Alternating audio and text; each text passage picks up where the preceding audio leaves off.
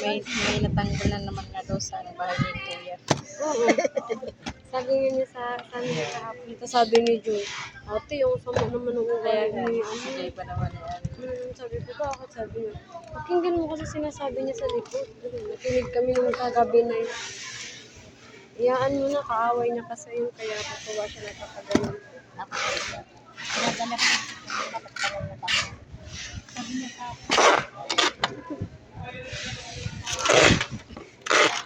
Tapos parang tawag na natin parang tawag. Uy, ganyan din siya nung nakatagpit yung isa dito. Ganyan yung reaction niya. Tuwan-tuwa. Abot ko nga ngayon ngiti. Palagi. Oo daw. Ganyan sa kabila.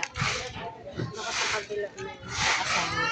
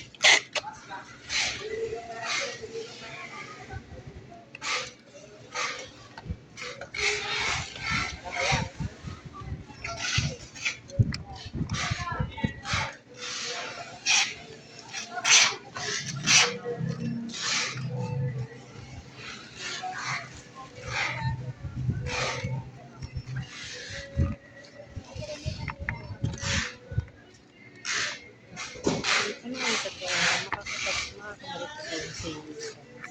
Hindi na yun. Grabe na yung ginawa niya. Mahihirapan na yun mag-apply ng trabaho. Oo, kasi may record na siya sa police. Ang tanong dyan, saan na ginamit yung ganyan halaga na pera? Diba? May trabaho siya, may trabaho asawa niya.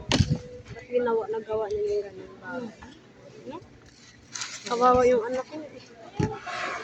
Pati anak niya, madadami yun. Damay yun sa Tutuksoin yun. Sarasarin yun. walang kamalay mo mga bata. May babae pa naman siya na ano. May bata siya may anak ng babae.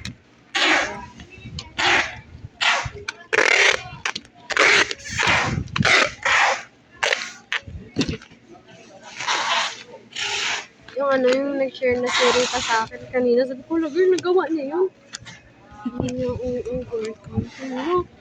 Ayun, nagpaasan yung balahibo.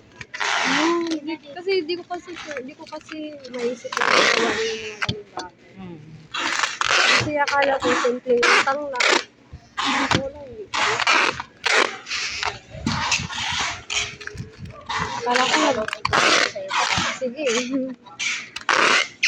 Akala ko nagbago na siya mula nung ano. Nung pinasat sa loob. Hindi pala, lumala pala siya.